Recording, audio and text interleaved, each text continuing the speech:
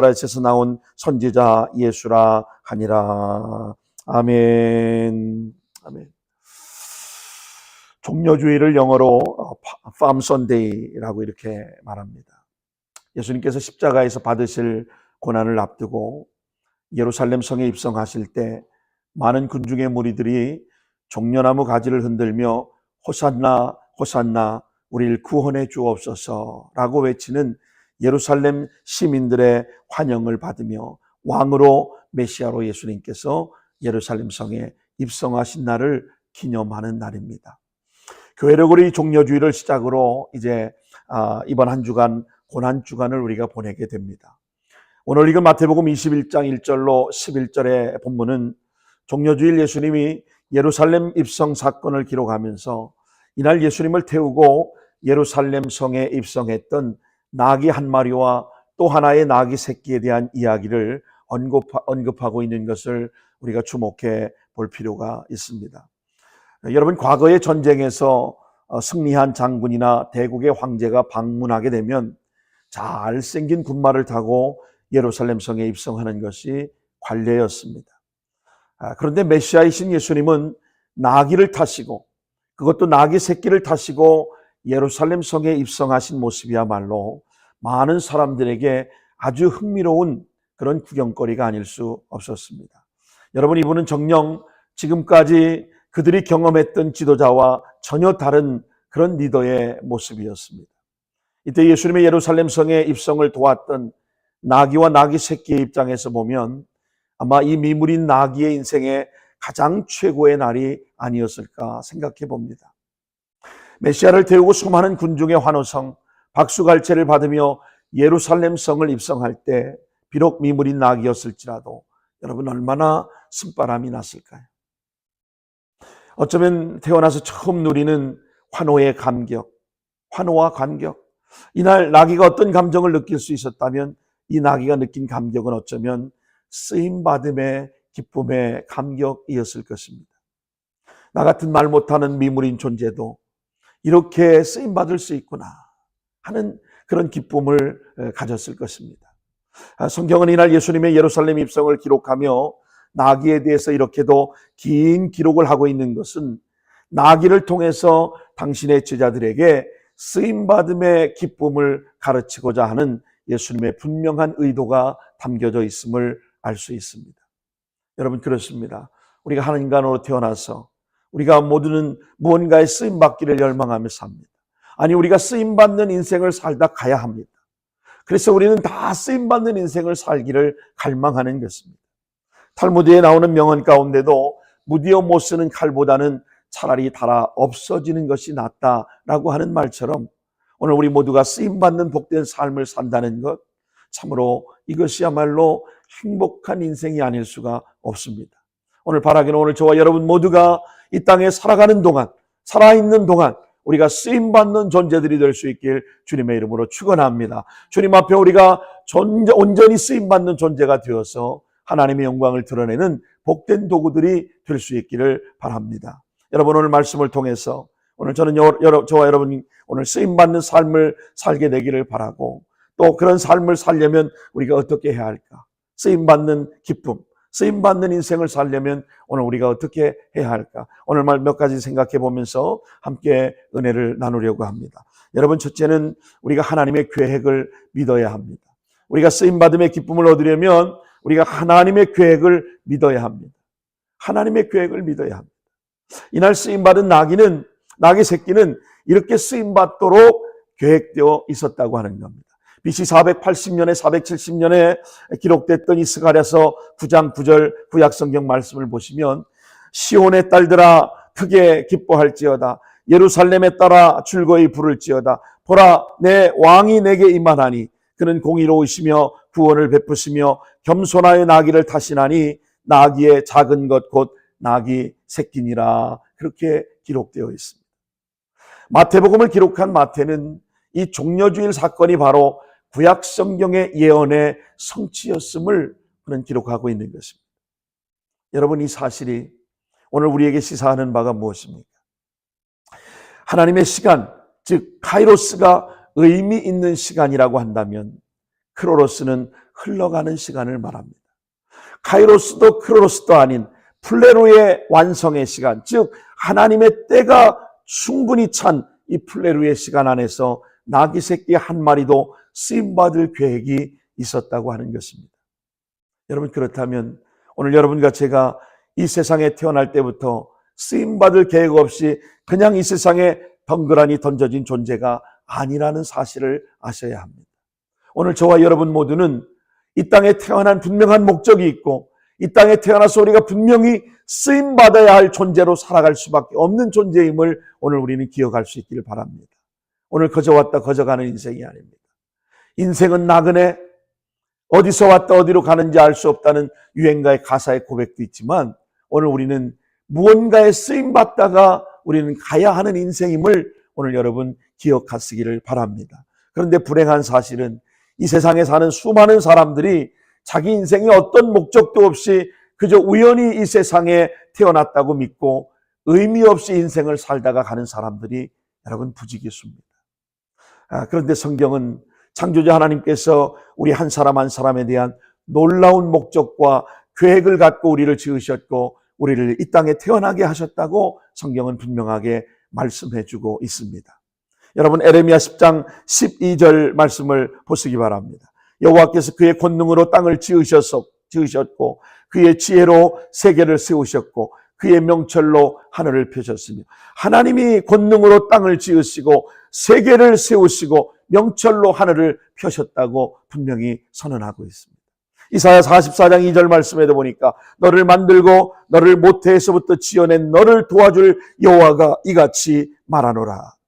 오늘 모태에서부터 우리를 만드시고 오늘 우리를 창조하신 하나님, 그분이 바로 나의 주인 되신 아버지 하나님, 그분이 나의 주권을 갖고 계신 분이심을 성경은 분명하게 말씀하고 있는 겁니다. 여러분, 이사야 43장 21절에도 이 백성은 내가 나를 위하여 지었나니 나의 찬송을 부르게 하려 함이니라. 오늘 저와 여러분이 이 땅에 태어나서 우리가 살아가며 우리가 어떤 존재와 어떤 목적으로 살아야 할지를 분명하게 오늘 우리에게 규정해 주고 계신 말씀이라고 할 수 있습니다.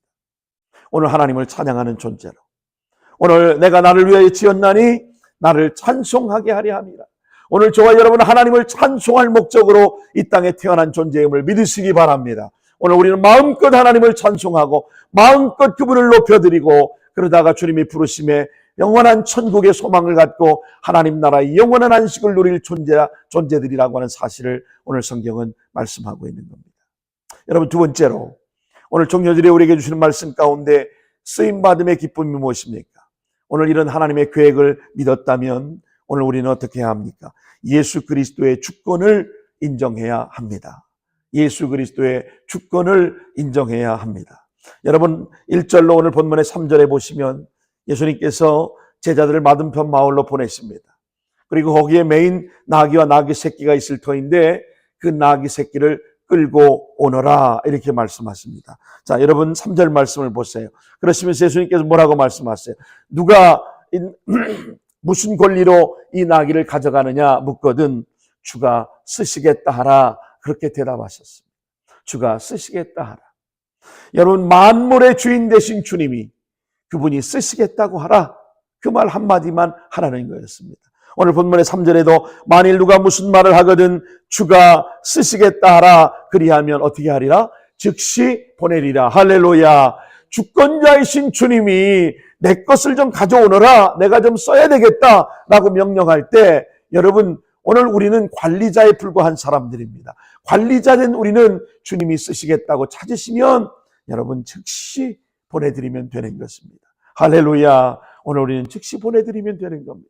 안 됩니다. 감히 누가 내 것을 가져갑니까? 이렇게 말할 수 없다는 겁니다. 여러분, 여기서 놀라운 우린 두 가지 사실을 발견하게 됩니다. 본문은 예수님께서 이 나귀들의 존재에 대해서 무엇을 알아보셨다거나 어떤 정보를 보여주셨다거나 그런 내용이 전혀 나오지 않습니다. 그럼에도 불구하고 예수님께서 이 나귀들이 어디서 무엇을 하고 있는지를 정확하게 알고 계셨다는 겁니다. 건너편 마을에 가서 나귀를 끌고 오너라, 나귀 새끼를 끌고 오너라. 정확한 정보를 알고 계셨어요. 어디서 뭘 하고 있는지 정확하게 알고 계셨다는 말은 이 나귀들의 주인이 바로 주님이심을 선언하고 계시다고 하는 사실입니다. 이것을 가리켜 우리는 신학적으로 예수 그리스도의 로드십, 예수 그리스도의 주권이라고 그렇게 말하는 것입니다. 여러분, 우리 라이트하우스의 5대 핵심 가치 중에 첫 번째가 뭐예요? 바로 로드십입니다. 로드십. 우리 주님이 주인 되심. 교회의 주인은 주님이십니다. 오늘 우리 인생의 주인은 주님이십니다. 오늘 여러분의 삶의 주인은 주님이십니다. 여러분의 자녀들의 주인은 주님이십니다. 바로 예수 그리스도의 주권, 로드십을 오늘 우리가 인정해야 한다고 하는 사실입니다. 그래서 분명한 평범한 인간이 아니라 우리 모든 것을 아시는 전지전능하신 하나님, 우리의 모든 것을 주장하셔서 우리를 통해 당신의 뜻을 이루고자 하시는 우리 인생의 주인이 바로 주님이심을 여러분 믿으시기를 바랍니다. 오늘 종려주의를 통해서 우리가 배울 수 있는 쓰임받음의 기쁨의 비밀은 예수님의 주인 되심을 인정하는 것입니다. 이것이 바로 오늘 우리가 쓰임받는 시작이 되는 것입니다. 여러분, 종려주일에 우리에게 말씀하시는 쓰임받음의 기쁨, 오늘 우리는 하나님의 분명한 계획을 믿어야 합니다. 오늘 그리고 우리가 예수 그리스도의 주권을 분명하게 인정할 수 있어야 하는 겁니다. 그리고 세 번째는 할 수 있으면 우리는 최선을 다해서 주께 드려야 합니다. 여러분, 중요한 것은 이것입니다. 예수님께서 아무리 우리 인생의 주인이시라고 해도 우리가 우리 인생을 주께 자원하는 마음으로 드리지 않는다면 그분은 우리를 쓰실 수가 없다는 것입니다. 우리가 주님이 쓰시고자 하실 때 기쁜 마음으로 자원하는 마음으로 드려질 때 주님은 기쁘게 사용하신다는 사실입니다. 오늘 본문을 자세히 여러분 나와 있지는 않지만 본래 이 나귀를 소유하고 있던 인간적인 주인의 믿음이 저는 너무너무 귀하게 보였습니다. 이 말씀을 묵상하는 중에 이 주인의 믿음이 너무너무 귀하게 보였습니다. 어쩌면 예수님께서 나귀를 끌고 오라고 제자들에게 건너편 마을로 보냈을 때에 내가 이 나귀의 주인인데 또 누가 주인이 있단 말인가? 라고 하면서 얼마든지 항의할 수도 있고 또 그 나귀를 주지 않을 수 있는 상황이 아니었겠습니까? 그런데 이 나귀의 주인은 두말하지 않습니다. 그분이 메시아라며 그분이 궁극적으로 주인 되심이 맞다고 인정한 것입니다. 그래서 나귀를 보내준 겁니다. 결과적으로 자기가 드린 나귀가 메시아를 태우고 예루살렘 성에 입성할 때 얼마나 나귀 주인은 드림의 보람, 헌신의 보람을 느꼈을까요? 여러분, 우리가 하나님 앞에 드리는 것이나 우리가 누군가를 돕는 구제를 할 때 또 선교를 할 때 우리는 꼭 한 가지 기억해야 할 사실이 있습니다. 그것은 우리가 누군가를 돕는다고 생각해서는 안 됩니다. 오늘 우리가 가졌기 때문에 누군가를 돕는다고 하는 이런 생각을 가져서는 안 되는 것입니다. 그런 태도는 여러분 교만한 것입니다. 우리가 냉정하게 생각해 보면 여러분, 내가 가진 것으로 남을 돕는 것이 아닙니다.